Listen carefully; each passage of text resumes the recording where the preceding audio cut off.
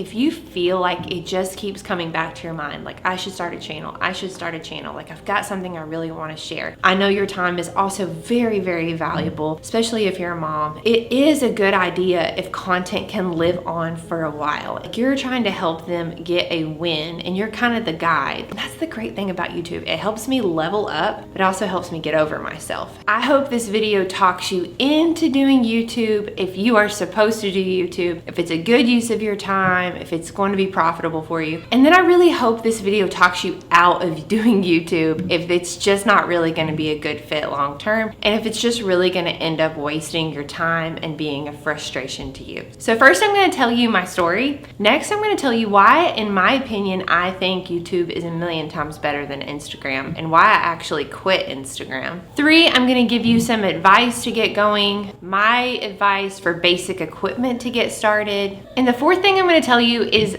just really reasons why you shouldn't do it. Why I would just warn you not to do it. That might be a reason not to do it. I mean, just being honest. It is a real challenge, but it's a good time too. So hey, my name is Lana. This whole channel is called Girl Teach Me, and it's just to help new moms level up. So if you're not a mom, you're not a new mom, that's okay. You don't have to stay and hit subscribe. But if you are a mom and you want to take that next step in your motherhood, okay, I'm not going to be talking about YouTube all the time. I'm not going to be talking about business and side hustles, but I really feel like there are so many videos that can be a help to you, so I hope you'll stay and hit subscribe. Okay, so let me tell you a little bit about my story. So I've been on YouTube almost 4 years, and you might look at the number of subscribers I have and think, wow, Lana, it should have, you should have gone a lot faster in 4 years. And you're probably right. Actually, my story with YouTube is I didn't really watch a lot of YouTube before I started YouTube. And I think that caused a big learning curve because I didn't really understand what kind of videos did well on YouTube. I just didn't really get it, and it kind of took me a while to get it, and I'm still trying to figure it out. But it's been 4 years, and so I feel like I can really offer you some insight if you're wanting to get started, you're in that beginning phase. I actually made a video way back when that you could go watch after this, and it was like just my first 3 months of YouTube and like very real and raw thoughts. And so it's crazy that that was almost 4 years ago. So I actually started using YouTube as a way to put out like a weekly Bible study walking through the book of John. All of that is now hidden on my channel, and not because I want to hide it, but because I kind of boxed it up as like a Bible study. But that was really my first experience of putting anything on YouTube. And so it was just more of a place like I could like house the videos and less like me trying to actually build up a YouTube channel. So the thing that helped me the most was I took a YouTube course, and I'll link it down below. I'll link a blog post down below with like top equipment, courses, and stuff I've taken just to help you if you want to get started. But I took a course. It was so very helpful. Like she taught equipment to use, basics of editing, like what kind of different videos you can do. Like, this is like a talking head. You could do a voiceover, all these different things. Like I just literally had no idea like how to do a description box, how to make a thumbnail, which is like the cover of the YouTube video. And just all these basics that, I don't know, like for some people might be super easy. For me, I needed somebody to handhold me. That's just where I was. So the course was very, very helpful. It took me so long to get 1,000 subscribers and 4,000 watch hours, which is what you need to monetize your YouTube channel. It took me so long. Like I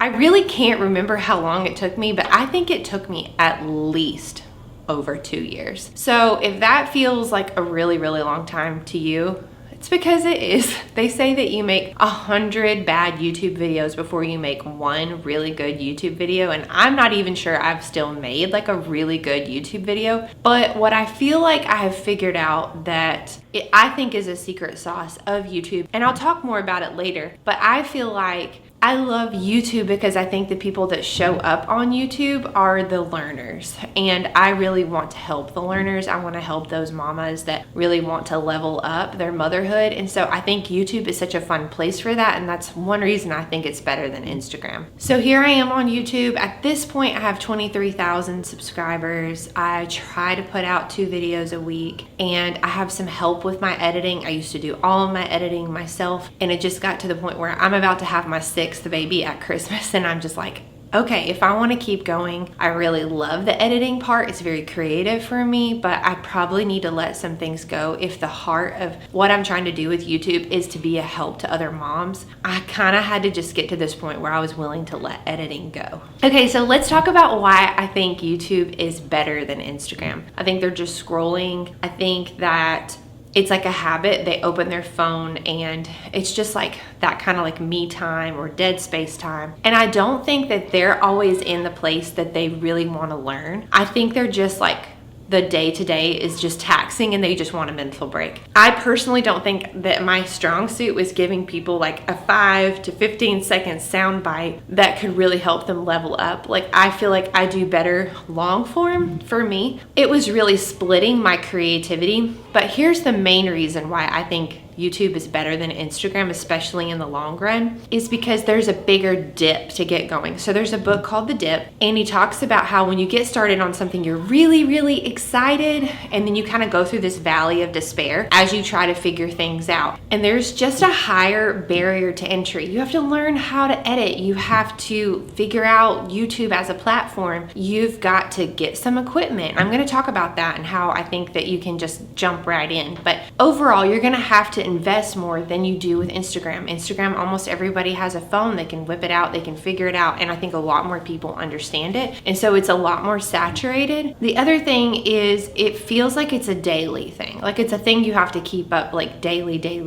What I really like about YouTube is I can film at nap time, which is what I'm doing right now, and I can edit in my free time. You know, now I have an editor, but it was like in the fringes, I was editing videos like at nap time in the evenings. And really, I don't have a phone in my face all the time. Like, my kids know when I break out my camera, I'm filming a YouTube video. But I just really feel like, for me personally as a mother, it was a lot better for my sanity to just show up and talk intentionally to you, and to not feel like I am trying to keep up with something every single day. Like, I can spend time with you at nap time once a week, but it didn't feel like I was needing to have my phone in my face all the time. And that's not really how personally I wanted my kids to remember me. Also, videos can be found and watched for years. Like, I still have videos that get plays every single day, and I filmed them years ago. And that is not the case for Instagram. Instagram, it feels like content lives and dies very, very quickly. And that did not feel like the very best investment for my time personally. I know your time is also very, very valuable, especially if you're a mom. And so just thinking about, okay, if we really want to help people, it is a good idea if content can live on for a while and actually be searchable. And that's the other thing, is that YouTube is actually the second largest search engine in the world. Now, things may have changed with ChatGPT and things like that, but it used to be Google,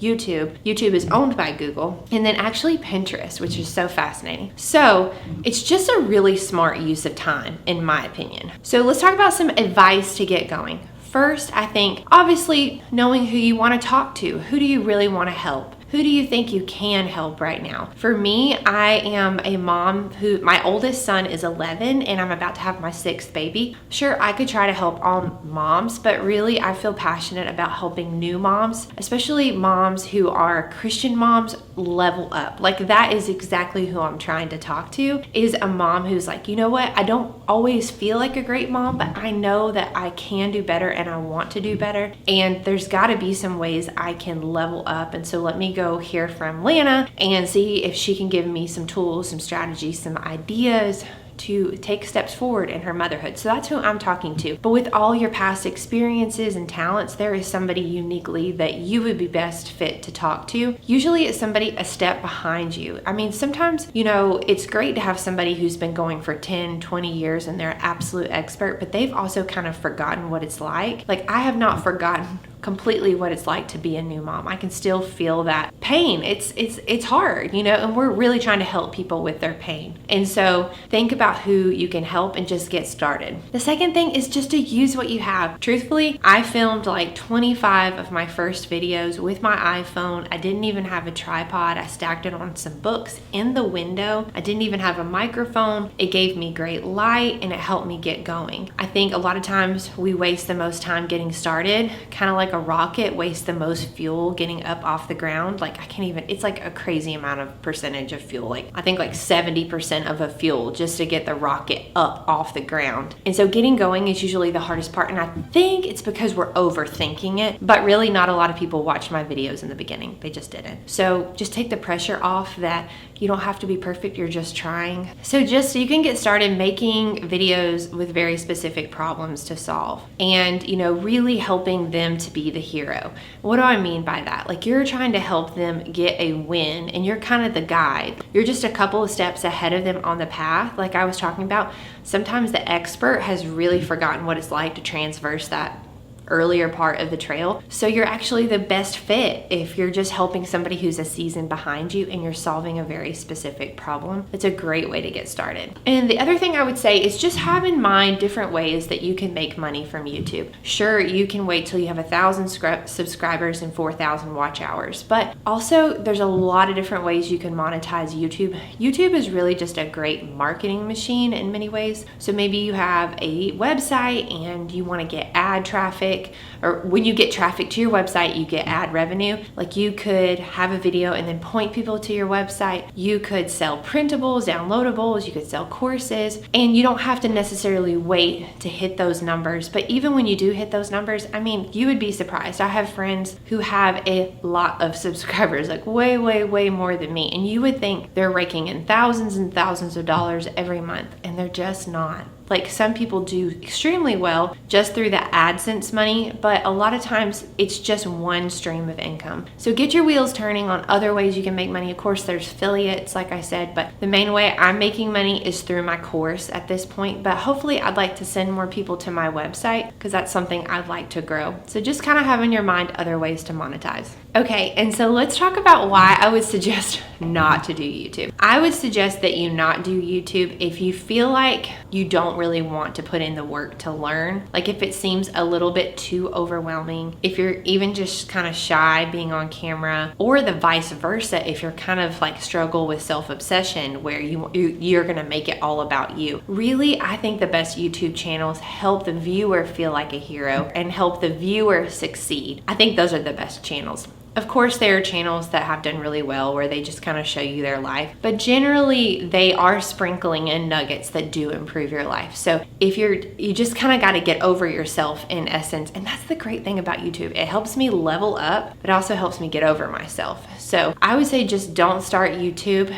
if it feels like too big of a learning hurdle, or you just feel like, I don't really know what I'm going to talk about or how I'm going to help. Like you really have to have a message to share and that you're kind of burning to share. And I'd say the last one is like if you're a perfectionist, because I don't know how many times I've had to put out a very imperfect video. The absolute GOAT, honestly, the woman who I think I look up to the most in the YouTube world is actually Lisa from Farmhouse on Boone. Why I respect her so much in the YouTube world is she's been doing it for 8 years, and for years she put out 2 videos a week, even if it was imperfect. She just goes, she just goes, she just goes, and she doesn't really give herself an excuse or talk herself out of it. Like even if she doesn't think the idea is that great, she just keeps moving forward. And that's why her videos are so good, and that's why they are so helpful, is because she hasn't gotten so bogged down in perfectionism. Sometimes perfectionism can be rooted in us and what people, we're just like obsessed with what people might think about us, but really like a very imperfect video can also still be extremely helpful for the viewer. And that's why we're doing the channel, right? Is to improve other people's lives. And so I think if you have a tough time being a perfectionist and you want every little thing to be perfect, I don't know that YouTube is actually the greatest space for that. So in closing, I just want to say what I love about YouTube, I hinted at it earlier, but it's made me step up in so many ways. Like if I want to be the guide and if I want to be the teacher and the helper, then that means that I have to like focus on myself and get myself in order first, get my home in order, keep my well full, be a good reader, be a good learner. And actually that'd be a great thing for you to go pick up is like, I have a huge book list that can really help, because if you're going to be be a YouTuber, it really helps if you're a learner and you're a reader so that you actually show up and have really valuable things to share. So I'll leave that down below for you. And also check out that blog post. I mean, I'm shooting this on a Canon 80D with a Rode mic, like shotgun on top, but I did a eBay like Sony camera for years, and that one was actually really great in many ways. I think I had 2 of them, and then both of them got knocked over on the tripod. And so I'll just give you some like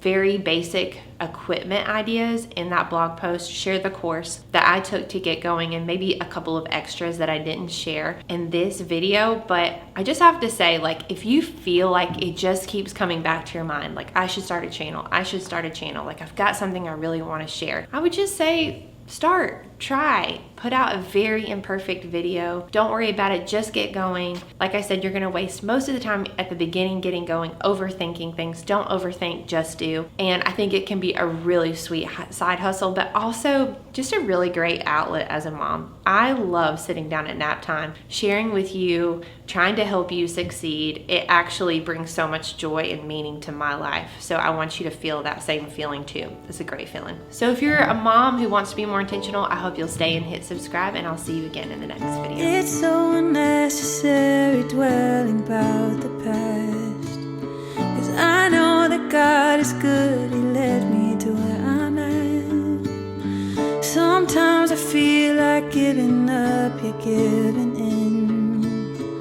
but everything happens for a reason. It won't always be blue skies ahead.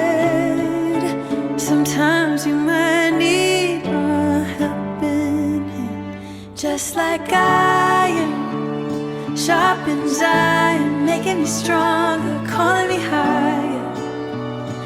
When we come together, just like iron sharpens iron, making us stronger, calling us higher. When we're helping each other, we're growing together.